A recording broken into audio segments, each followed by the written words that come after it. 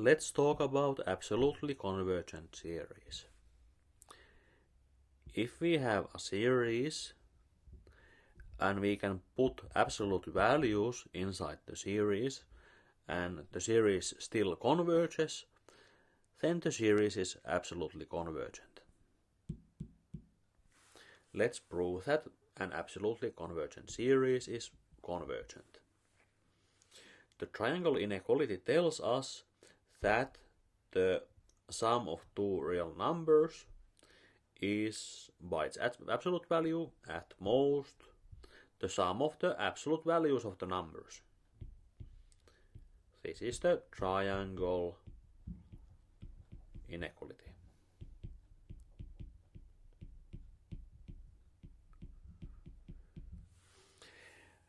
A similar inequality is true for three real numbers and actually for any number of real numbers.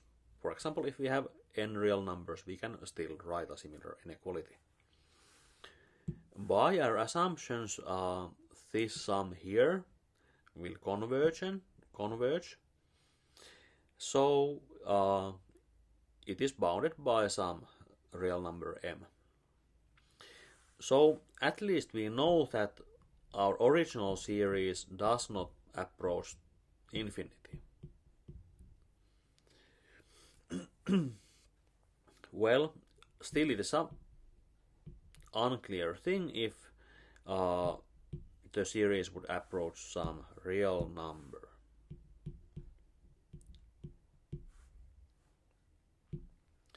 Therefore, we need to make a trick. Let's consider these kind of numbers.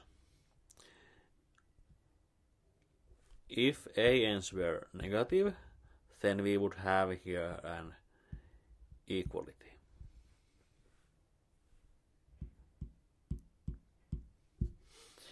We see that the number is always non-negative.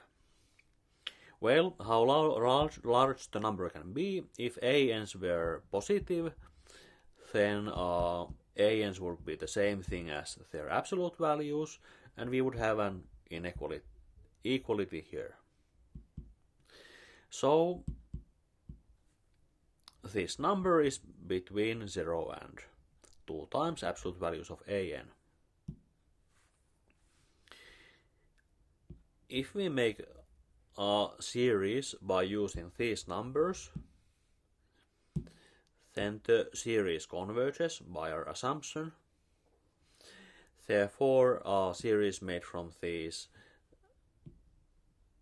at most as large non-negative numbers, it converges. The partial sums of this series form an increasing sequence, and the increasing sequence is bounded from above, so it will converge. Well, now it's a happy thing. Our original series can be expressed in this way. As a difference of two convergent series. This series is convergent and represents a real number. This is convergence and gives a real number, and the difference of two real numbers is a real number. Here is an example about absolutely convergent series. If we take this series and put absolute values inside, then the -1 will disappear and we obtain the series 1 over n squared. Because this series converges, our original series converges absolutely. On the other hand, let's see about this series. If we would add the absolute values, then the -1 would disappear and we would obtain the harmonic series which diverges. Because of that, our original series does not converge absolutely. However, the series converges as an alternating series. Yeah, to see this thing, we would just need to check three facts. that this is an alternating series, we can see that it is having the term minus 1 to power n plus 1. And in addition, we have these 1 over n's here. So a n's are 1 over n's. And we can see that a n is always non-negative. A n is decreasing. And a n will... Oops. What did I do? A n's go to... A n's go to 0 when n goes to infinity.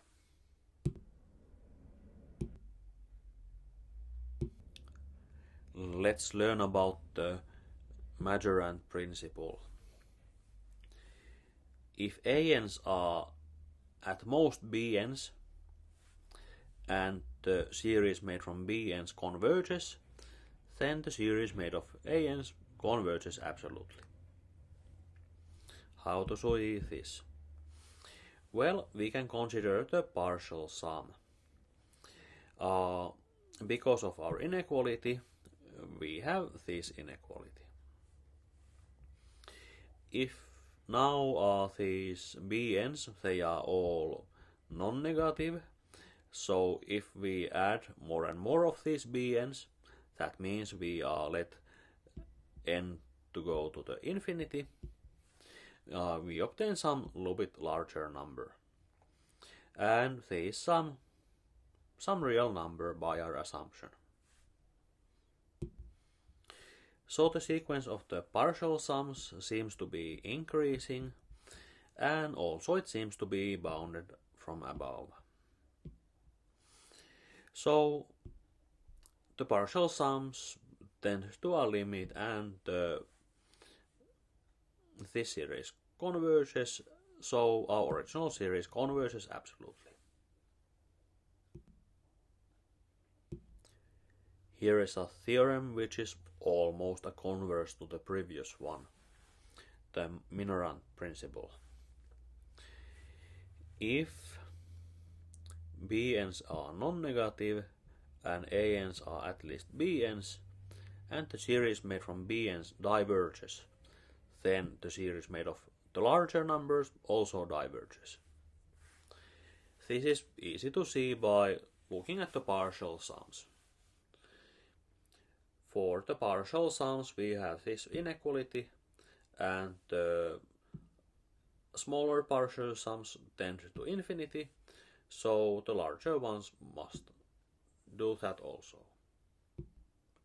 Here is an example about the majorant principle. Now we have a variable here. X is some real number, and we should study the convergence of this series. And we can show that if x is by absolute value at most 1, this series converges, and if the absolute value of x is larger than 1, this series diverges. Let's now first study the first case. We should see about the terms in the series. By absolute value they seem to be equal to this one, and they seem to be less than 1 over n squared. The series made of 1 over n squared converges. So we get our claim when we just use the majorant principle.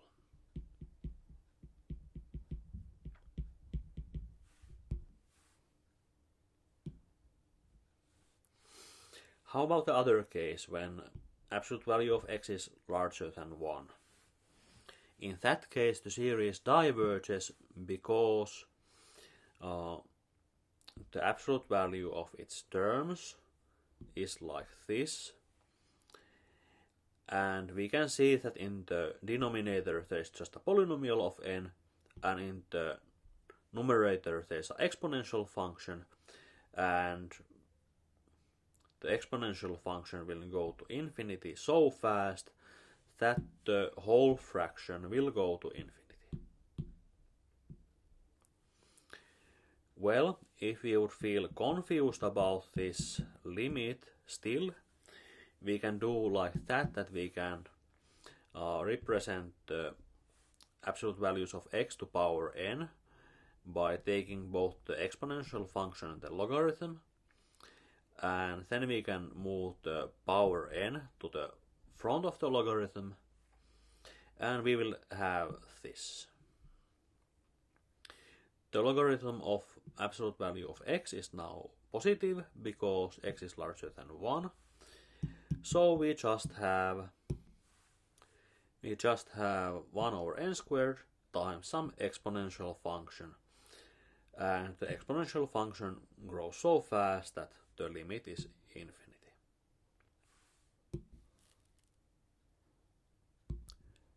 Let's have a little bit complicated example where there are 4 different cases.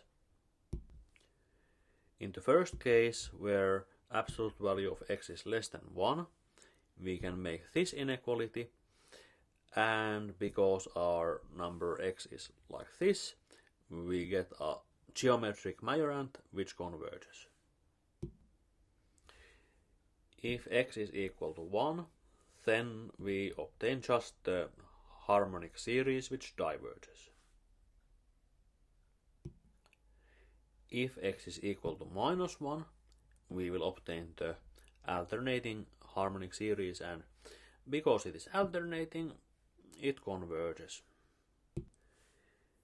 If absolute values of x are larger than 1, we can write this inequality.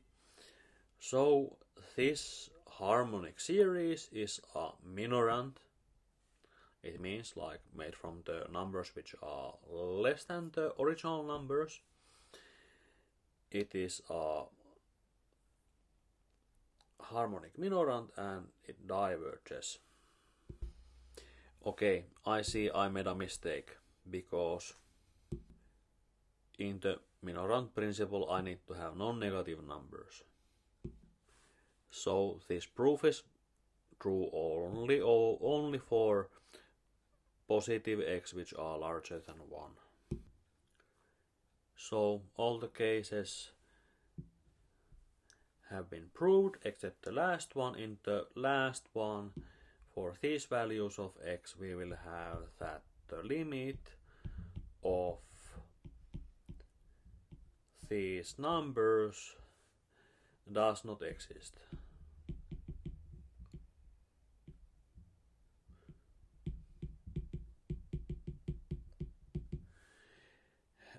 So the limit cannot be equal to 0, and that shows that the series diverges. Here are all the cases of our last example. All the values for x are real number. In some interval the series converges. In the outside of that interval the series diverges, and in the end points we can then look what happens. It happens that in one endpoint the series diverges and in the other one the series converges.